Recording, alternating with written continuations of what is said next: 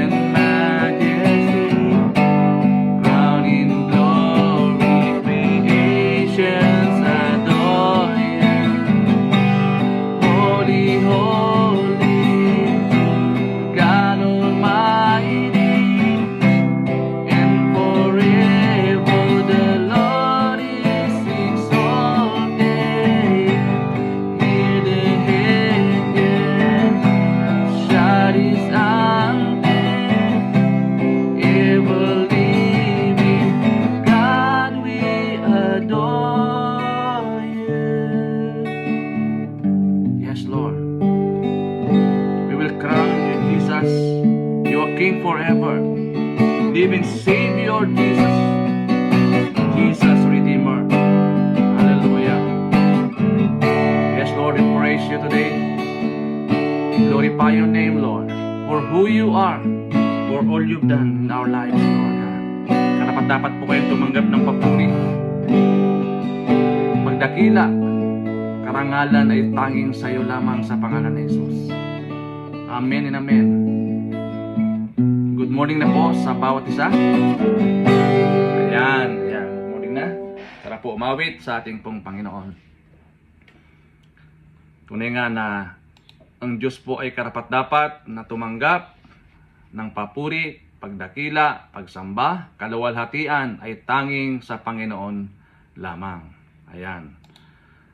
So, ating pong ipagpapatuloy yung ating pong series about the fruit of the Holy Spirit. Ngayon po ay pangwalo, gentleness. Pangwalo na po tayo ngayong umaga, mga kapatid.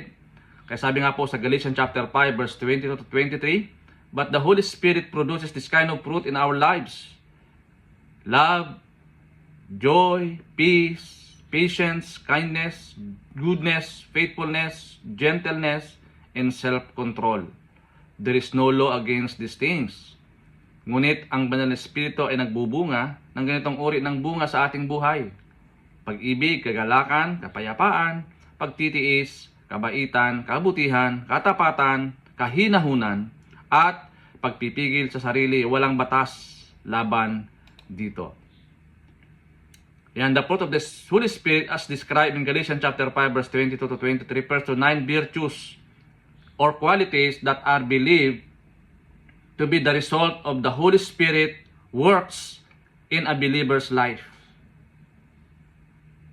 These fruits are love, joy, peace, patience, kindness, goodness, faithfulness, gentleness, and self-control. And according to the scripture, these fruits are to become the dominant characteristics in the Christian life as the journey to become more like Jesus. Yung Santong Espiritu ang siyang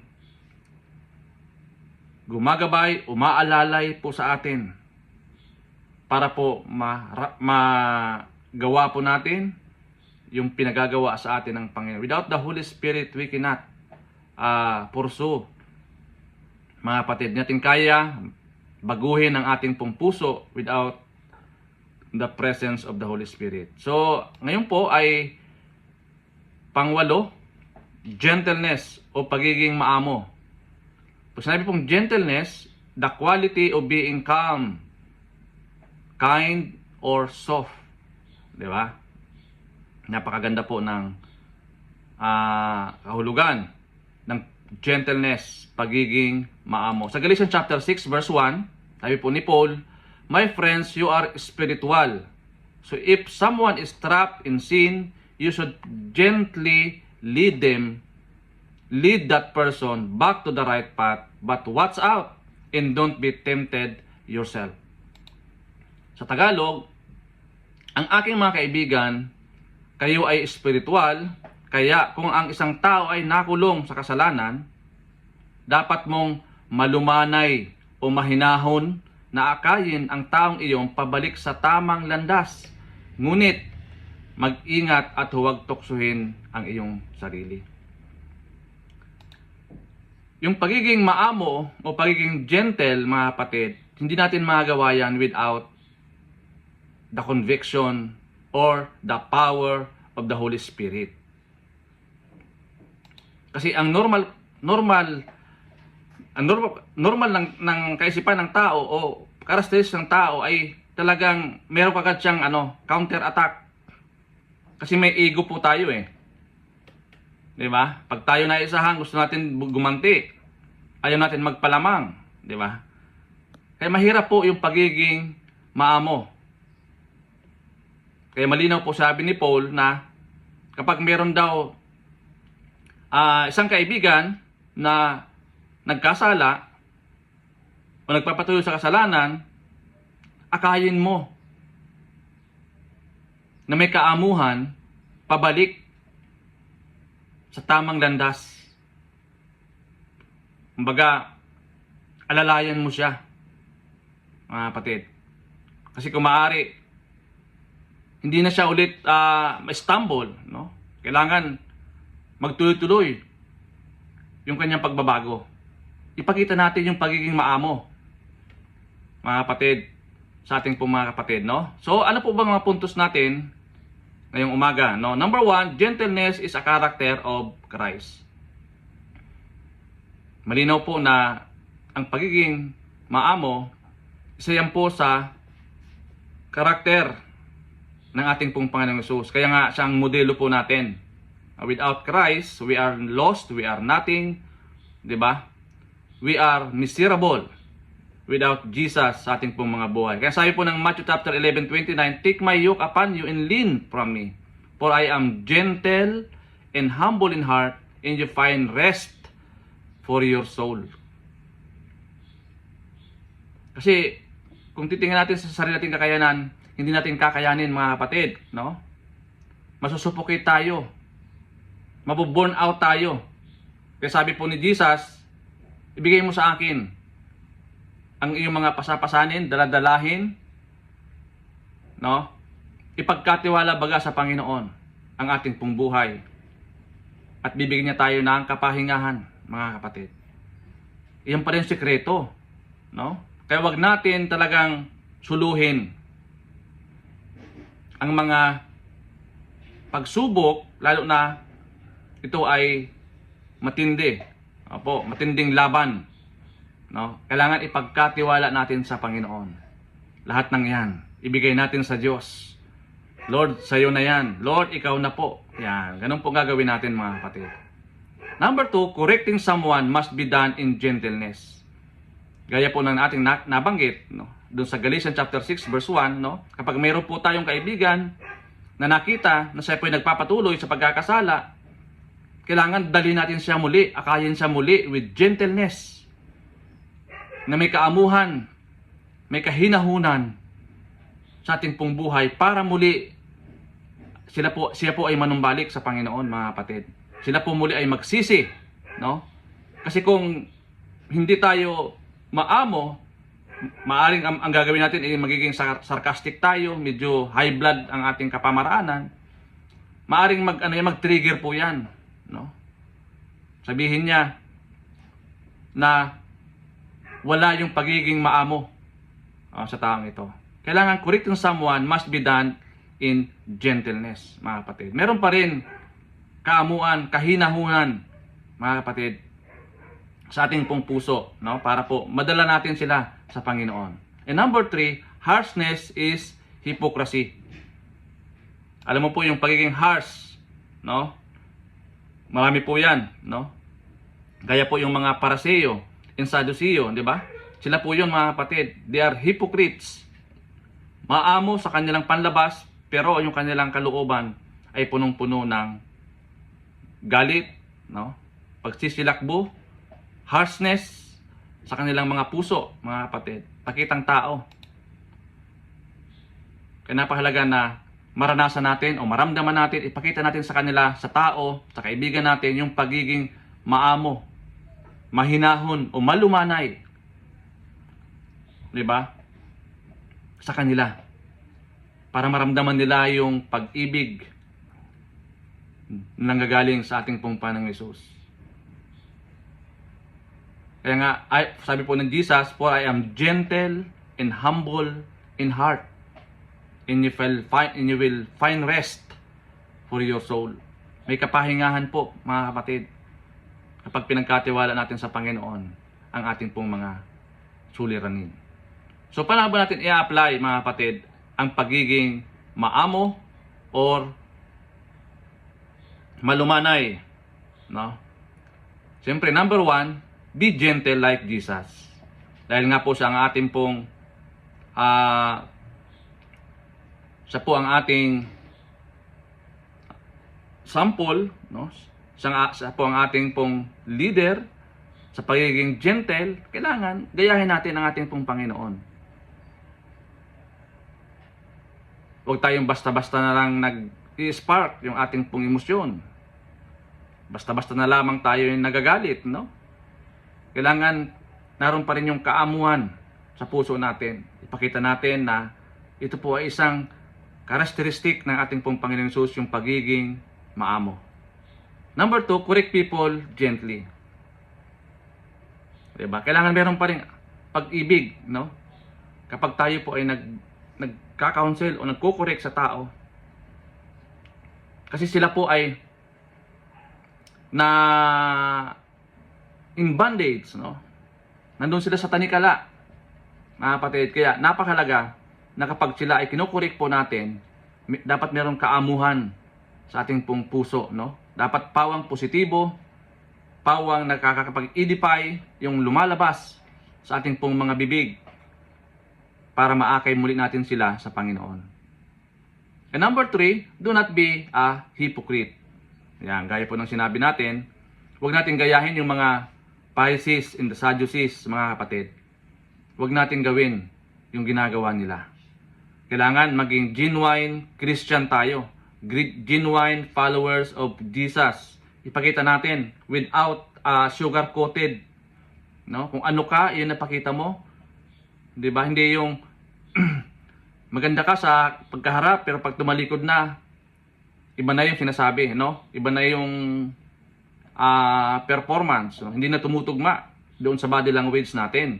Patitanda natin na tayo po ay asin at ilaw sa mundong ito. Tayo po ay tinitingnan ng mga tao, no? Kailangan be sure na tayo po ay isang salamin. Nakikita sa atin ang ating pong Panginoong Hesus bilang isang maamo, malumanay, at mapagmahal na Diyos. Marami kasi mga tao, no, mga Kristiyano na pagkausap mo napakaamo, no? Pero pag siya po ay umalis na, no, ang dami ng mga sinasabi. Behind back, no? Doon sa tao na 'yon. Kailangan kung ano ang pinapakita mo sa kanila, kapatid, yun dapat ang bukang bibig din natin. Kaya madaling ma-distinguish talaga, no? Ng isang tao ay tunay na Kristiyano, tunay na tagasunod ni Kristo sa pamamagitan ng kanyang behavior. Kung paano siya mag-utter ng mga words, no? Dati kasi mga mabulaklak yung ating pong mga sinasabi. Mayroon pa diyan na mga makukulay na salita, di ba? So ngayon po wala na 'yon, mga kapatid. Yung mga toxic words, yung mga harsh words, wala na po 'yon, mga kapatid. Kasi nabago na tayo, binago na tayo ng Panginoon, binago na tayo ng Santong Espiritu. Kaya nga napakahalaga itong fruit of the Holy Spirit, mga kapatid. Kailangan ito po ay mag-manifest sa atin, no? Kasi ang model po natin dito ay ating pong Panginoon, mga kapatid. Mahirap gawin ito kung wala yung pagsamo or pagkilos ng Banal na Espiritu sa ating pong mga puso. Mahirap gawin ito, mga kapatid. Kaya kailangan natin ng tulong ng Panginoon, no? Kailangan natin ng leading ng Santong Espiritu sa ating pong buhay. So, paano po natin ito? As a question to consider, how can we gentle like Jesus? Paano tayo maamo na katulad ni Jesus, mga kapatid? Gaya po ng ating sinabi before, na magagawa lang natin ang mga bagay na ito kapag tayo po ay meron pong tamang pagsunod sa Panginoon, may pagkatakot sa Diyos, at may conviction na nanggagaling sa Banal na Espiritu na siya ang nagtuturo sa atin, siya ang nag-uudyok sa atin na dapat nating gawin. So, purihin ang Panginoon sa umagang ito, mga kapatid. Dalahin ko na mayroon pong napulutan ng aral sa araw na ito. Ito po yung isang characteristic ng ating pong Panginoon, pagiging maamo, gentle. Pinapakita niya rito na siya po yung ating model, mga kapatid. So yan po, marami pong salamat sa ating pong mga kapatid na naglaan ng oras, no? Dalahin ko lamang na patuloy po natin i-share No? Ito pong ating pong daily devotion sa araw-araw para mapaghugutan po natin ang kalakasan, salita ng Diyos sa ating pang-araw-araw na buhay. Ayan, marami pong salamat at Lord, dalayan ko din po sa umagang ito sa aking pong mga kapatid na sila po ay nakaranas ng karamdaman ngayong araw. Ipuin niyo po sila at pagalingin, Panginoon. Ipadaloy ang kagalingan nagmumula po sa inyo. Lord God, hallelujah. Even Lord, sa aking pong mga kapatid na mayroon pong mga dinadanas na depression, anxieties, Lord, give them peace and joy, Lord God. Tapikin niyo po ang kanilang mga balikat. Ipadaloy, Panginoon Lord, ang kapayapaan na nagmumula sa iyo, Diyos. The peace that surpasses on the understanding that will guard our heart and mind in Christ Jesus. Purihin po kayo sa araw na ito, Panginoon. Dakilain po yung pangalan at gawin niyo po kaming mapagtagumpay sa maghapon namin gagawin, Lord. Samahan kami ng Santong Espiritu sa lahat ng aming gagawin, Panginoon. At huwag mong ipahintulot anumang plano't gawa ng kaaway ang sa makapag-penetrate sa iyong mga anak sa araw po na ito. Bless our families, Lord God, sa pangalan po ni Jesus. Lord, pinupuri ka namin all the glory, honor and praise in Jesus' name. Amen and amen. God bless po mga kapatid. To God be all the glory.